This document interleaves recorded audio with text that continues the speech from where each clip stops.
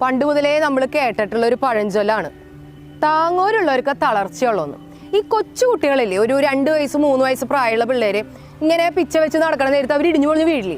അപ്പൊ നോക്കി കഴിഞ്ഞാൽ അത് കറക്റ്റ് ആയിട്ട് അറിയാം. അവർ വീണ അപ്പം തന്നെ കരയില്ല, അവർ അപ്പുറത്തേക്ക് ഇപ്പുറത്തേക്ക് നോക്കും, ആരെങ്കിലും എന്നെ നോക്കാനുണ്ടോ.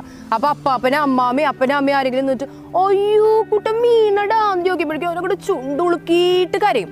അപ്പൊ നിങ്ങൾക്കൊരു കാര്യം മനസ്സിലായില്ലേ, വേദന എടുത്തിട്ടല്ല അവർ കരയണം. വേദന എടുത്തിട്ടാണെങ്കിൽ വീണ അപ്പം തന്നെ അവർ കരഞ്ഞാണ്.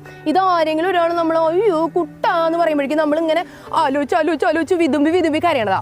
ഇതേ സംഭവം തന്നെ വേറൊരു സ്ഥലത്ത് പോയാലും കാണാം. മരണ വീട്ടിൽ പോയി കഴിഞ്ഞാൽ ഒരാൾ മരിച്ചു, ഏറ്റവും വേണ്ടപ്പെട്ട ഒരാളെ മരിച്ച, നമ്മൾ അപ്പുറത്തിരുന്ന് കരഞ്ഞ്, കണ്ടിന്യൂസ് ആയിട്ട് കരയാൻ പറ്റില്ലല്ലോ ആർക്കും, കരഞ്ഞ് തളർന്ന് വേണ്ടപ്പെട്ട ആൾക്കാരൊക്കെ മരിച്ച ആളുടെ അപ്പുറത്ത് ഇങ്ങനെ ഇരിക്കുകയായിരിക്കും, ആകെ സങ്കടപ്പെട്ട് ഇങ്ങനെ ഇരിക്കുകയായിരിക്കും. ആ നേരത്ത് നമ്മുടെ ഏറ്റവും ഫേവറേറ്റ് ആയിട്ടുള്ള ഒരു പേഴ്സൺ ആ മരണ വീട്ടിലേക്ക് കടന്നു വരാണെങ്കിൽ അവരെ നോക്കിയിട്ട് നമ്മൾ വിതുമ്പി ഭയങ്കരമായിട്ട് നെഞ്ചത്തടിച്ച് കരയും. അത് എന്തുകൊണ്ടാണെന്നറിയോ?